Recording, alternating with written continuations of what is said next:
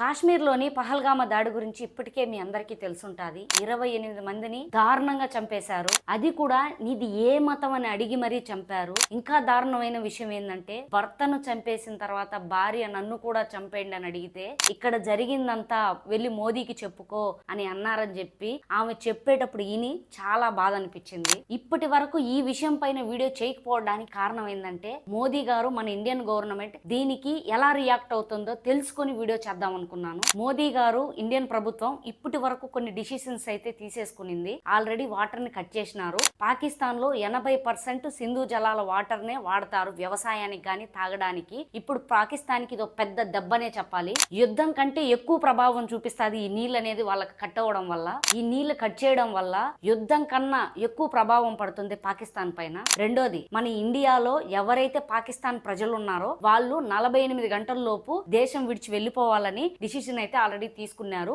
ఎవరైతే వెళ్లకుండా అట్లే ఉంటారో 3 నెలలు జైలు శిక్ష, 3 లక్షల రూపాయలు జరిమానా విధిస్తామని ఆల్రెడీ డిసైడ్ అయితే అయిపోయారు. పాకిస్తాన్ తో ఉన్న రవాణా సంబంధాలను కూడా తెంచేసుకున్నారు. ఇంత జరిగినా మన దేశంలో ఉంటూ పాకిస్తాన్ కి వత్తాసు పలికే కుక్కలు చాలానే ఇంకా మన దేశంలో ఉన్నాయి. ఇలాంటి వాళ్ళని ఏమనాలో కూడా తెలియడం లేదు. భారతదేశంలో ఉన్న ప్రతి ఒక్క భారతీయుడిది కాశ్మీర్ మనది, మనందరిది, కుక్కలదైతే కాదు. ఇకపైన మన దేశంలో మన ప్రజలపైన ఇలాంటి ఉగ్రవాద దాడులు జరగకుండా గవర్నమెంట్ గట్టి నిర్ణయం తీసుకోవాలని నేను అనుకుంటున్నా. అది యుద్ధమే అయినా లేదా ఇంకేదన్నా అయినా ఇండియా గవర్నమెంట్ కి ఎప్పుడు నా సపోర్ట్. జై హింద్, జై భారత్.